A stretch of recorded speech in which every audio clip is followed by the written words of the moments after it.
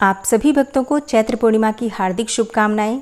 भगवान श्री लक्ष्मी नारायण की कृपा सदैव आप और आपके समस्त परिवार पर बनी रहे। दोस्तों, आज है 12 अप्रैल 2025 और आज दिन है शनिवार का। आज चैत्र मास की पूर्णिमा है। तो आज की इस वीडियो में आप सुनने वाले हैं श्री सत्यनारायण भगवान की कथा। और अगर आप वैशाख मास का महात्म्य सुनना चाहते हैं तो हमारे चैनल पर वीडियो अपलोड हो चुकी है, ज़रूर देख लीजिए। और अब प्रेम से बोलिए श्री सत्यनारायण भगवान की जय। एक समय की बात है, नैमिषारण्य तीर्थ में शौनकादि 88,000 ऋषियों ने श्री सूत जी से पूछा, हे प्रभु, इस कलयुग में वेद विद्या रहित मनुष्यों को प्रभु भक्ति किस प्रकार मिल सकती है तथा उनका उद्धार कैसे होगा। हे मुनिश्रेष्ठ, कोई ऐसा तप बताइए जिससे थोड़े समय में ही पुण्य मिले और मनोवांछित फल भी मिल जाए। इस प्रकार की कथा सुनने की हम इच्छा रखते हैं। सर्व शास्त्रों के ज्ञाता श्री सूत जी बोले, हे वैष्णवों में पूज्य, आप सभी ने प्राणियों के हित की बात पूछी है, इसलिए मैं एक ऐसे श्रेष्ठ व्रत को आप लोगों को बताऊंगा जिसे नारद जी ने लक्ष्मी नारायण जी से पूछा था और लक्ष्मीपति ने मुनि श्रेष्ठ नारद जी से कहा था। आप सब इसे ध्यान से सुनिए। एक समय की बात है, योगीराज नारद जी दूसरों के हित की इच्छा के लिए अनेकों लोकों में घूमते हुए मृत्यु लोक में आ पहुंचे। यहाँ उन्होंने अनेक योनियों में जन्मे प्रायः सभी मनुष्यों को अपने कर्मों द्वारा अनेकों दुखों से पीड़ित देखा। उनका दुख देखकर नारद जी सोचने लगे कि कैसा यत्न किया जाए जिसके करने से निश्चित रूप से मानव के दुखों का अंत हो जाए। इसी विचार पर मनन करते हुए वह विष्णु लोक में गए और वहां पर वह देवों के ईश नारायण की स्तुति करने लगे, जिनके हाथों में शंख, चक्र, गदा और पद्म थे और गले में वरमाला पहने हुए थे। स्तुति करते हुए नारद जी बोले, हे भगवान, आप अत्यंत शक्ति से संपन्न हैं। मन तथा वाणी भी आपको नहीं पा सकती है। निर्गुण स्वरूप, सृष्टि के कारण भक्तों के दुख को दूर करने वाले हैं। आपको मेरा नमस्कार है। नारद जी की स्तुति सुनकर भगवान विष्णु बोले, हे मुनिश्रेष्ठ, आपके मन में क्या बात है? आप किस काम के लिए पधारे हैं? उसे निसंकोच होकर कहो। इस पर नारद मुनि बोले कि हे प्रभु, मृत्युलोक में अनेक योनियों में जन्मे मनुष्य अपने कर्मों के द्वारा अनेकों दुखों से दुखी हो रहे हैं। हे नाथ, आप मुझ पर अगर दया रखते हैं तो बताइए कि वो मनुष्य थोड़े प्रयास से ही अपने दुखों से कैसे छुटकारा पा सकते हैं। भगवान श्री हरि बोले, हे नारद, मनुष्यों की भलाई के लिए तुमने बहुत अच्छी बात पूछी है। जिसके करने से मनुष्य मोह से छूट जाता है, वह बात मैं तुमसे कहता हूँ, उसे सुनो। स्वर्गलोक और मृत्युलोक दोनों में एक दुर्लभ उत्तम व्रत है जो पुण्य देने वाला है। आज प्रेमवश होकर मैं उसे तुमसे कहता हूँ, तुम ध्यान पूर्वक सुनो। श्री सत्यनारायण भगवान का यह व्रत अच्छी तरह विधान पूर्वक करके मनुष्य तुरंत ही यहाँ सुख भोग कर मरने पर मोक्ष को प्राप्त करता है। श्री हरि के वचन सुनकर नारद जी बोले कि उस व्रत का फल क्या है और उसका विधान क्या है, यह व्रत किसने किया था, इस व्रत को किस दिन करना चाहिए, सभी कुछ विस्तार से बताइए। नारद की बात सुनकर श्री हरि बोले, दुख और शोक को दूर करने वाला, यह सभी स्थानों पर विजय दिलाने वाला है। मानव को भक्ति और श्रद्धा के साथ शाम को श्री सत्यनारायण की पूजा धर्मपरायण होकर ब्राह्मणों और बंधुओं के साथ करनी चाहिए। भक्ति भाव से ही नैवेद्य, केले का फल, घी, दूध और गेहूं का आटा सवाया लें। गेहूं के स्थान पर साठी का आटा, शक्कर तथा गुड़ लेकर और सभी भक्षण योग्य पदार्थों को मिलाकर भगवान का भोग लगाएं। ब्राह्मणों सहित बंधु बांधवों को भी भोजन कराएं। इसके बाद स्वयं भोजन करें। भजन कीर्तन के साथ भगवान की भक्ति में लीन हो जाएं। इस तरह से सत्यनारायण भगवान का यह व्रत करने पर मनुष्य की सारी इच्छाएं निश्चित रूप से पूरी होती हैं। इस कलिकाल में अर्थात कलयुग में मृत्युलोक में मोक्ष का यही एक सरल उपाय बताया गया है। भगवान श्री हरि विष्णु ने कहा, यह सत्यनारायण व्रत सभी प्रकार के दुखों जैसे शारीरिक दुख, मानसिक दुख, शोक आदि का समन करने वाला है और धन धान्य की वृद्धि करता है, सौभाग्य अखंड करता है और संतान प्राप्ति के लिए किया जाता है। कलयुग में यह सबसे छोटा सा उपाय है। इस प्रकार श्री सत्यनारायण भगवान की कथा का प्रथम अध्याय समाप्त हुआ। प्रेम से बोलिए श्री सत्यनारायण भगवान की जय। सत्यनारायण व्रत का दूसरा अध्याय। श्री सूत जी बोले, हे द्विजों, अब मैं पुनः पूर्व काल में जिसने इस सत्यनारायण व्रत को किया था उसे भली भांति विस्तार पूर्वक कहूंगा। आप सब ध्यान पूर्वक सुनिए। एक समय की बात है, रमणीय काशी नगरी में कोई अत्यंत निर्धन ब्राह्मण रहता था। भूख और प्यास से व्याकुल होकर वह प्रतिदिन पृथ्वी पर भटकता रहता था। ब्राह्मणों से प्रेम करने वाले भगवान ने उस दुखी ब्राह्मण को देखकर वृद्ध ब्राह्मण का रूप धारण करके उस द्विज से आदरपूर्वक पूछा, हे विप्र, प्रतिदिन अत्यंत दुखी होकर तुम किस लिए पृथ्वी पर भ्रमण करते रहते हो? हे द्विज श्रेष्ठ, यह सब बतलाओ, मैं सुनना चाहता हूँ। ब्राह्मण बोला, हे प्रभु, मैं अत्यंत दरिद्र ब्राह्मण हूँ और भिक्षा के लिए ही पृथ्वी पर घूमा करता हूँ। यदि मेरी इस दरिद्रता को दूर करने का आप कोई उपाय जानते हो तो कृपा पूर्वक बतलाइए। वृद्ध ब्राह्मण बोला, हे ब्राह्मण देव, सत्यनारायण भगवान विष्णु अभीष्ट फल को देने वाले हैं। हे विप्र, तुम उनका उत्तम व्रत करो, जिसे करने से मनुष्य सभी दुखों से मुक्त हो जाता है। व्रत के विधान को भी ब्राह्मण से यत्न पूर्वक कहकर वृद्ध ब्राह्मण रूपधारी भगवान विष्णु वहीं पर अंतर्ध्यान हो गए। वृद्ध ब्राह्मण ने जैसा कहा है उस व्रत को अच्छी प्रकार से वैसे ही करूंगा, यह सोचते हुए उस ब्राह्मण को रात में नींद भी नहीं आई। अगले दिन प्रातःकाल उठकर सत्यनारायण का व्रत करूंगा ऐसा संकल्प करके वह ब्राह्मण भिक्षा के लिए चल पड़ा। उस दिन ब्राह्मण को भिक्षा में बहुत सा धन प्राप्त हुआ। उसी धन से उसने बंधु बांधवों के साथ भगवान सत्यनारायण का व्रत किया। इस व्रत के प्रभाव से वह श्रेष्ठ ब्राह्मण सभी दुखों से मुक्त होकर समस्त संपत्तियों से संपन्न हो गया। उस दिन से लेकर प्रत्येक महीने उसने यह व्रत किया। इस प्रकार सत्यनारायण भगवान के इस व्रत को करके वह समस्त पापों से मुक्त हो गया और उसने दुर्लभ मोक्ष पद को प्राप्त किया। हे विप्र, पृथ्वी पर जब भी कोई मनुष्य श्री सत्यनारायण का व्रत करेगा उसी समय उसके समस्त दुख नष्ट हो जाएंगे।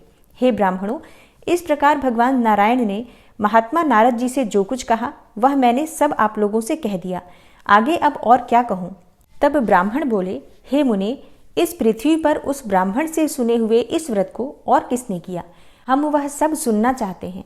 उस व्रत पर हमारी श्रद्धा हो रही है। श्री सूत जी बोले, हे मुनियों, पृथ्वी पर जिसने यह व्रत किया उसे आप लोग सुने।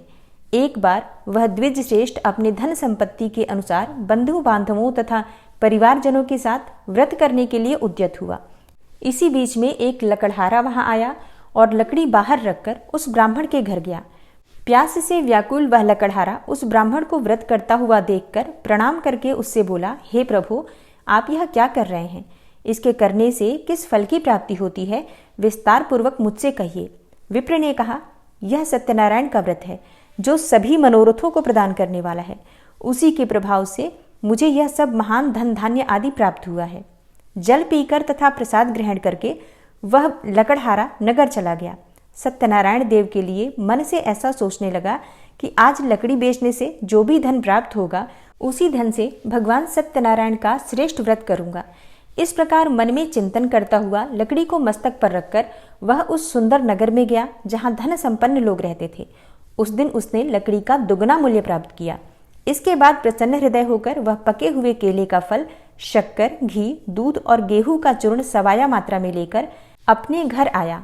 तत्पश्चात उसने अपने बंधु बांधवों को बुलाकर विधि विधान से भगवान श्री सत्यनारायण का व्रत किया और इस व्रत के प्रभाव से वह पुत्र और धन आदि से संपन्न हो गया और इस लोक में अनेकों सुखों का भोग करके अंत में सत्यपुर अर्थात वैकुंठ लोक चला गया। इस प्रकार भगवान सत्यनारायण की कथा का दूसरा अध्याय समाप्त हुआ। तो प्रेम से बोलिए श्री सत्यनारायण भगवान की जय। सत्यनारायण व्रत की कथा का तीसरा अध्याय। श्री सूत जी बोले, हे श्रेष्ठ मुनियों, अब मैं पुनः आगे की कथा कहूंगा, आप लोग ध्यान पूर्वक सुनिए। प्राचीन काल में उल्कामुख नाम का एक राजा रहता था। वह जितेंद्रिय, सत्यवादी तथा अत्यंत बुद्धिमान था। वह विद्वान राजा प्रतिदिन देवालय जाता और ब्राह्मणों को धन देकर संतुष्ट करता था। कमल के समान मुख वाली उसकी धर्मपत्नी शीला विनय एवं सौंदर्य आदि गुणों से संपन्न तथा पतिपरायणा थी। राजा एक दिन अपनी धर्मपत्नी के साथ भद्रशिला नदी के तट पर श्री सत्यनारायण का व्रत कर रहा था। उसी समय व्यापार के लिए अनेक प्रकार की पुष्कल धनराशि से संपन्न एक साधु नाम का बनिया वहां आया। भद्रशिला नदी के तट पर नाव को स्थापित करके और राजा के समीप गया और राजा को उस व्रत में दीक्षित देखकर विनयपूर्वक पूछने लगा। साधु ने कहा, हे राजन, आप भक्ति युक्त चित्त से यह क्या कर रहे हैं? कृपया यह सब मुझे भी बताइए, मैं इसे सुनना चाहता हूँ। राजा बोले, हे साधो, पुत्र आदि की प्राप्ति की कामना से अपने बंधु बांधवों के साथ मैं अतुल तेज संपन्न भगवान विष्णु का व्रत और पूजन कर रहा हूँ। राजा की बात सुनकर साधु ने आदरपूर्वक कहा, हे राजन, इस विषय में आप मुझे सब कुछ विस्तार से बतलाइए। आपके कथनानुसार मैं यह व्रत और पूजन अवश्य करूंगा। मुझे भी कोई संतान नहीं है, इससे अवश्य ही संतान प्राप्त होगी। ऐसा विचार कर वह व्यापार से निवृत्त होकर आनंदपूर्वक अपने घर आया। उसने अपनी भार्या से संतति प्रदान करने वाले इस सत्यव्रत को विस्तार पूर्वक बताया तथा जब मुझे संतान प्राप्त होगी तब मैं इस व्रत को अवश्य करूंगा। इस प्रकार उस साधु ने अपनी भार्या लीलावती से कहा। एक दिन उसकी लीलावती नाम की सती साध्वी भार्या पति के साथ आनंद चित्त से ऋतुकालीन धर्माचरण में प्रवृत्त हुई और भगवान श्री सत्यनारायण की कृपा से उसकी वह भार्या गर्भिणी हुई। 10वें महीने में उससे कन्या रत्न की प्राप्ति हुई और शुक्ल पक्ष के चंद्रमा की भांति यानी दिन प्रतिदिन वह कन्या बढ़ने लगी। उस कन्या का नाम कलावती रखा गया। इसके बाद एक दिन लीलावती ने अपने पति से मधुर वाणी में कहा, आप पूर्व में संकल्पित श्री सत्यनारायण के व्रत को क्यों नहीं कर रहे हैं? साधु बोला, हे प्रिय, इसके विवाह के समय में यह व्रत करूंगा। इस प्रकार अपनी पत्नी को भली भांति आश्वस्त करके वह व्यापार करने के लिए नगर की ओर चला गया। इधर कन्या कलावती अपने पिता के घर में वृद्धि को प्राप्त होने लगी। तदनंतर धर्मज्ञ साधु ने नगर में सखियों के साथ क्रीड़ा करती हुई अपने कन्या को विवाह के योग्य देखकर आपस में मंत्रणा करके कन्या के विवाह के लिए श्रेष्ठ वर की खोज करो, ऐसा दूत से कहकर शीघ्र ही उसे भेज दिया। उसकी आज्ञा प्राप्त करके दूत कांचन नामक नगर में गया और वहां से एक वणिक का पुत्र लेकर आया। उस साधु ने उस वणिक के पुत्र को सुंदर और गुणों से संपन्न देखकर अपनी जाति के लोगों तथा बंधु बांधवों के साथ संतुष्ट चित्त होकर विधि विधान से वणिक पुत्र के साथ कन्या का विवाह कर दिया। उस समय वह साधु बनिया दुर्भाग्यवश भगवान का वह उत्तम व्रत करना भूल गया। पूर्व संकल्प के अनुसार विवाह के समय में व्रत न करने के कारण भगवान उस पर रुष्ट हो गए। कुछ समय के पश्चात अपने व्यापार कर्म में कुशल वह साधु बनिया काल की प्रेरणा से अपने दामाद के साथ व्यापार के लिए समुद्र के समीप स्थित रत्नसारपुर नामक सुंदर नगर में गया और अपने श्री संपन्न दामाद के साथ वहां व्यापार करने लगा। उसके बाद में दोनों राजा चंद्रकेतु के रमणीय नगर में गए। उसी समय भगवान श्री सत्यनारायण ने उसे भ्रष्ट प्रतिज्ञ देखकर इसे दारुण कठिन और महान दुख प्राप्त होगा यह श्राप दे दिया। एक दिन एक चोर राजा चंद्रकेतु के धन को चुराकर वहीं आया जहां दोनों वणिक स्थित थे। वह अपने पीछे दौड़ते हुए दूतों को देखकर भयभीत चित्त से धन वहीं छोड़कर शीघ्र ही छिप गया। इसके बाद राजा के दूत वहां आ गए जहां वह साधु वणिक था और वहां राजा के धन को देखकर वे दूत उन दोनों वणिक पुत्रों को बांध कर ले आए और हर्षपूर्वक दौड़ते हुए राजा से बोले, हे प्रभु, हम 2 चोर पकड़ कर लाए हैं, इन्हें देखकर आप आज्ञा दें। राजा की आज्ञा से दोनों शीघ्र ही दृढ़तापूर्वक बांधकर बिना विचार किए महान कारागार में डाल दिए गए। भगवान सत्यदेव की माया से किसी ने उन दोनों की कोई बात नहीं सुनी और राजा चंद्रकेतु ने उन दोनों का धन भी ले लिया। भगवान के श्राप से वणिक के घर में उसकी भार्या भी अत्यंत दुखित हो गई और उनके घर में जो सारा का सारा धन था वह चोर चुरा ले गया। लीलावती शारीरिक तथा मानसिक पीड़ाओं से युक्त, भूख और प्यास से दुखी, अन्न की चिंता में दर दर भटकने लगी। कलावती कन्या भी भोजन के लिए इधर उधर प्रतिदिन घूमने लगी। एक दिन भूख से पीड़ित कलावती एक ब्राह्मण के घर गई। वहां जाकर उसने श्री सत्यनारायण के व्रत और पूजन को देखा। वहां बैठकर उसने कथा सुनी और वरदान मांगा। इसके बाद प्रसाद ग्रहण करके वह कुछ रात होने पर घर गई। माता ने कलावती कन्या से प्रेम पूर्वक पूछा, हे पुत्री, रात्रि में तू कहाँ रुक गई थी? तुम्हारे मन में क्या है? कलावती कन्या ने तुरंत माता से कहा, हे माँ, मैंने एक ब्राह्मण के घर में मनोरथ प्रदान करने वाला व्रत देखा है। कन्या की उस बात को सुनकर वह वणिक की भार्या व्रत को करने को उद्यत हुई और प्रसन्न मन से उस साध्वी ने बंधु बांधवों के साथ भगवान श्री सत्यनारायण का व्रत किया तथा इस प्रकार प्रार्थना की, हे भगवान, आप हमारे पति एवं जामाता के अपराध को क्षमा करें। वे दोनों अपने घर शीघ्र ही आ जाएं। इस व्रत से भगवान सत्यनारायण पुनः संतुष्ट हो गए तथा उन्होंने नृपश्रेष्ठ चंद्रकेतु को स्वप्न दिखाया और स्वप्न में कहा, हे नृपश्रेष्ठ, प्रातःकाल दोनों वणिकों को छोड़ दो और वह सारा धन भी दे दो जो तुमने उनसे इस समय ले लिया है, अन्यथा राज्य, धन एवं पुत्र सहित तुम्हारा सर्वनाश कर दूंगा। राजा से स्वप्न में ऐसा कहकर भगवान सत्यनारायण अंतर्ध्यान हो गए। इसके बाद प्रातःकाल राजा ने अपने सभासदों के साथ सभा में बैठकर अपना स्वप्न सुनाया और कहा, दोनों वणिक पुत्रों को शीघ्र ही मुक्त कर दो। राजा की ऐसी बात सुनकर वे राजपुरुष दोनों महाजनों को बंधन मुक्त करके राजा के सामने लाकर विनयपूर्वक बोले, हे महाराज, बेड़ी बंधन से मुक्त करके दोनों वणिक पुत्र लाए गए हैं। इसके बाद दोनों महाराज नृपश्रेष्ठ चंद्रकेतु को प्रणाम करके अपने पूर्व वृतांत का स्मरण करते हुए भय विह्वल हो गए और कुछ बोल न सके। राजा ने वणिक पुत्रों को देखकर आदरपूर्वक कहा, आप लोगों को प्रारब्धवश यह महान दुख प्राप्त हुआ है। इस समय अब कोई भय नहीं है। राजा ने वस्त्र अलंकार देकर उन दोनों वणिक पुत्रों को संतुष्ट किया तथा सामने बुलाकर वाणी द्वारा अत्यधिक आनंदित किया और पहले जो धन लिया था उसे दुगना करके दिया। उसके बाद राजा ने पुनः उनसे कहा, हे साधो, अब आप अपने घर को जाएं। राजा को प्रणाम करके दोनों महावैश्यों ने अपने घर की ओर प्रस्थान किया। इस प्रकार श्री सत्यनारायण भगवान की कथा का 3रा अध्याय समाप्त हुआ। तो प्रेम से बोलिए श्री सत्यनारायण भगवान की जय।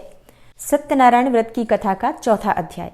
श्री सूत जी बोले, साधु बनिया मंगलाचरण करके और ब्राह्मणों को धन देकर अपने नगर के लिए चल पड़ा। साधु के कुछ दूर जाने पर भगवान सत्यनारायण ने उसकी सत्यता की परीक्षा लेने की जिज्ञासा से पूछा, साधु, तुम्हारी नाव में क्या भरा है? तब धन के मद में चूर होकर दोनों महाजनों ने अवहेलना पूर्वक हंसते हुए कहा, हे दंडी सन्यासी, क्यों पूछ रहे हो? क्या कुछ मुद्रा लेने की इच्छा है? हमारी नाव में तो लता और पत्ते आदि भरे हैं। ऐसी निष्ठुर वाणी सुनकर सत्यनारायण वेशधारी श्री दंडी बोले, तुम्हारी बात सच हो जाए। ऐसा कहकर दंडी सन्यासी का रूप धारण किए हुए भगवान कुछ दूर जाकर समुद्र के समीप बैठ गए। दंडी के चले जाने पर नित्य क्रिया से निवृत्त होकर उतरी हुई अर्थात जल में ऊपर की ओर उठी हुई नौका को देखकर साधु अत्यंत आश्चर्य में पड़ गया और नाव में लता और पत्ते आदि देखकर मूर्छित होकर पृथ्वी पर गिर पड़ा। सचेत होने पर वणिक पुत्र चिंतित हो गया। तब उसके दामाद ने इस प्रकार कहा, आप शोक क्यों करते हैं? दंडी ने श्राप दे दिया है। इस स्थिति में वे ही चाहें तो सब कुछ कर सकते हैं, इसमें संशय नहीं है। अतः उन्हीं की शरण में चलें, वहीं जाकर मन की इच्छा पूर्ण होगी। दामाद की बात सुनकर साधु बनिया उनके पास गया और वहां दंडी को देखकर उसने भक्ति पूर्वक उन्हें प्रणाम किया तथा आदर पूर्वक कहने लगा, आपके सम्मुख मैंने जो कुछ कहा है वह असत्य भाषण रूप अपराध किया है।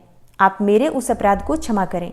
ऐसा कहकर बारंबार प्रणाम करके वह महान शोक से व्याकुल हो गया। दंडी ने उसे रोता हुआ देखकर कहा, हे मूर्ख, रो मत, मेरी बात सुनो। मेरी पूजा से उदासीन होने के कारण तथा मेरी आज्ञा से ही तुम्हें बारंबार दुख प्राप्त हुआ है। भगवान की ऐसी वाणी सुनकर वह स्तुति करने लगा। साधु ने कहा, हे प्रभो, आश्चर्य की बात है कि आपकी माया से मोहित होने के कारण ब्रह्मा आदि देवता भी आपके गुणों और रूपों को यथावत रूप से नहीं जान पाते। फिर मैं मूर्ख आपकी माया से मोहित होने के कारण कैसे जान सकता हूँ? आप प्रसन्न होइए, मैं आपकी शरण में आया हूँ। मेरा जो नौका में स्थित पूरा धन था उसकी आप रक्षा कीजिए। उस बनिया की भक्तियुक्त वाणी सुनकर भगवान जनार्दन संतुष्ट हो गए। भगवान हरि उसे अभिष्ट वर प्रदान करके वहीं अंतर्ध्यान हो गए। उसके बाद वह साधु अपनी नौका में चढ़ा और उसे धन धान्य से परिपूर्ण देखकर भगवान सत्यदेव की कृपा से हमारा मनोरथ सफल हो गया, ऐसा कहकर स्वजनों के साथ उसने भगवान की विधिवत पूजा की। भगवान श्री सत्यनारायण की कृपा से वह आनंद से परिपूर्ण हो गया और नाव को प्रयत्नपूर्वक संभाल कर उसने अपने देश के लिए प्रस्थान किया। साधु बनिया ने अपने दामाद से कहा, वह देखो, मेरी रत्नपुरी नगरी दिखाई दे रही है। इसके बाद उसने अपने धन के रक्षक दूत को अपने आगमन का समाचार देने के लिए अपनी नगरी में भेजा। उसके बाद उस दूत ने नगर में जाकर साधु की भार्या को हाथ जोड़कर प्रणाम किया तथा उसकी अभीष्ट बात कही। सेठ जी अपने दामाद तथा बंधु वर्गों के साथ बहुत सारे धन धान्य से संपन्न होकर नगर के निकट पधार गए हैं। दूत के मुख से यह बात सुनकर वह अति आनंदित हो गई और उस साध्वी ने श्री सत्यनारायण की पूजा करके अपनी पुत्री से कहा, मैं साधु के दर्शन के लिए जा रही हूँ, तुम शीघ्र आओ।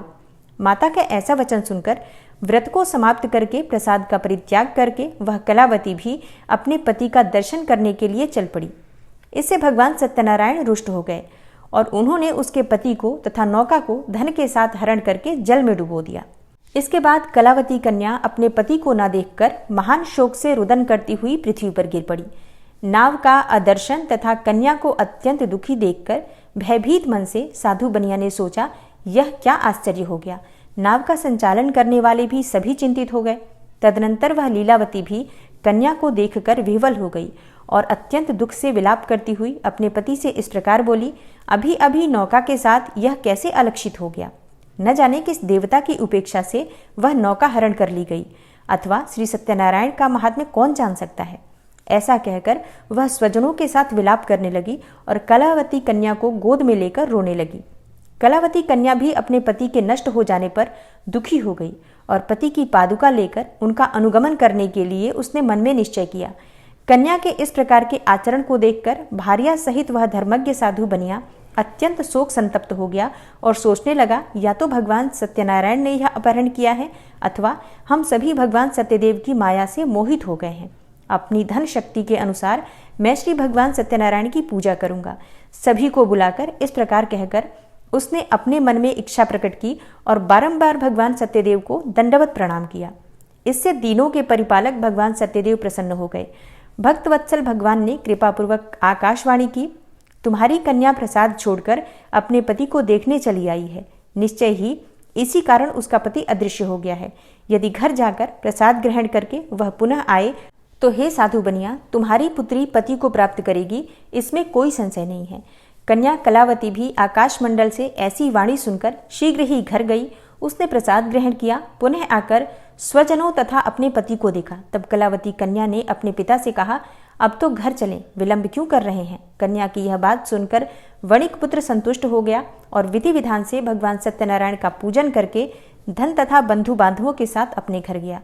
तदनंतर पूर्णिमा तथा संक्रांति पर्वों पर भगवान सत्यनारायण देव का पूजन करते हुए इस लोक में सुख भोग कर अंत में वह सत्यपुर वैकुंठ लोक में चला गया।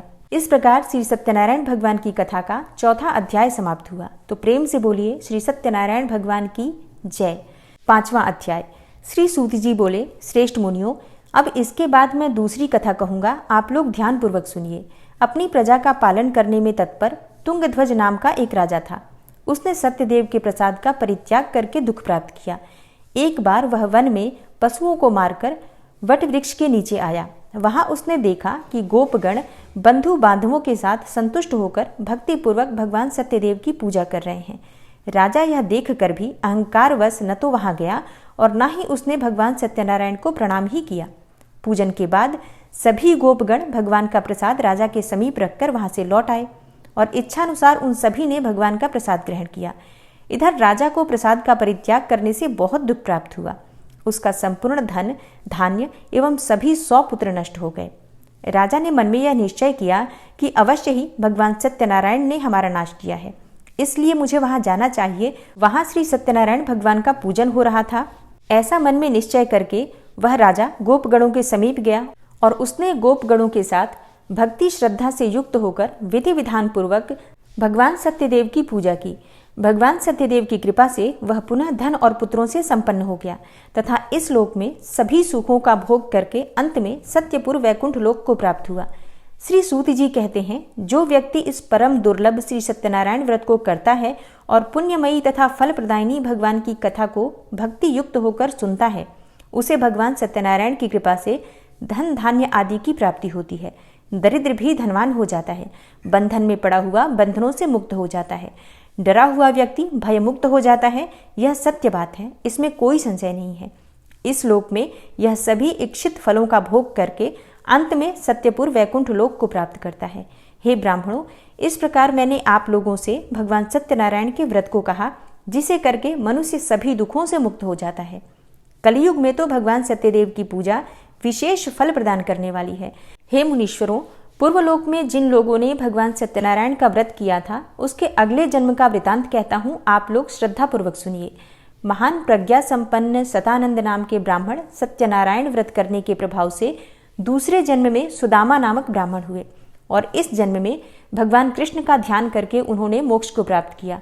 लकड़हारा भील गुहों का राजा हुआ और अगले जन्म में उसने भगवान श्री राम की सेवा करके मोक्ष को प्राप्त किया। महाराज उल्कामुख दूसरे जन्म में राजा दशरथ हुए, जिन्होंने श्री रंगनाथ जी की पूजा करके अंत में वैकुंठ लोक को प्राप्त किया।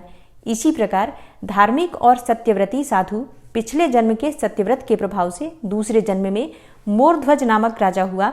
उसने आरे से चीरकर अपने पुत्र की आधी देह भगवान विष्णु को अर्पित करके मोक्ष को प्राप्त किया। महाराजा तुंगध्वज जन्मांतर में स्वयंभू मनु हुए और भगवत संबंधी संपूर्ण कार्यों का अनुष्ठान करके वैकुंठ लोक को प्राप्त हुए। जो गोपगण थे वे सब जन्म जन्मांतर में व्रजमंडल में निवास करने वाले गोप हुए और सभी राक्षसों का संहार करके उन्होंने भी भगवान का शाश्वत धाम गोलोक प्राप्त किया। इस प्रकार श्री स्कंद पुराण के अंतर्गत रेवा खंड में श्री सत्यनारायण व्रत कथा का यह 5वां अध्याय पूर्ण हुआ। तो प्रेम से बोलिए श्री सत्यनारायण भगवान की जय। और अब पूरे भक्तिभाव के साथ सच्चे मन से भगवान सत्यनारायण की आरती करते हैं। जय लक्ष्मी रमणा स्वामी जय लक्ष्मी रमणा, सत्यनारायण स्वामी जनपातक हरणा। ओम जय लक्ष्मी रमणा स्वामी जय लक्ष्मी रमणा, रत्न जड़ित सिंहासन अद्भुत छवि राजे, नारद करत निराजन घंटा ध्वनि बाजे। ओम जय लक्ष्मी रमणा स्वामी जय लक्ष्मी रमणा, प्रकट भये कलि कारण द्विज को दर्श दियो, बूढ़ो ब्राह्मण बन कर कंचन महल कियो। ओम जय लक्ष्मी रमणा स्वामी जय लक्ष्मी रमणा, दुर्बल भील कठारो जिन पर कृपा करी, चंद्रचूड़ एक राजा तिनकी विपत्ति हरी। ओम जय लक्ष्मी रमणा स्वामी जय लक्ष्मी रमणा, वैश्य मनोरथ पायो श्रद्धा तज दीन्ही, सो फल भोग्यो प्रभु जी फिर स्तुति कीन्ही। ओम जय लक्ष्मी रमणा स्वामी जय लक्ष्मी रमणा, भाव भक्ति के कारण छिन छिन रूप धर्यो, श्रद्धा धारण कीन्ही तिनको काज सर्यो।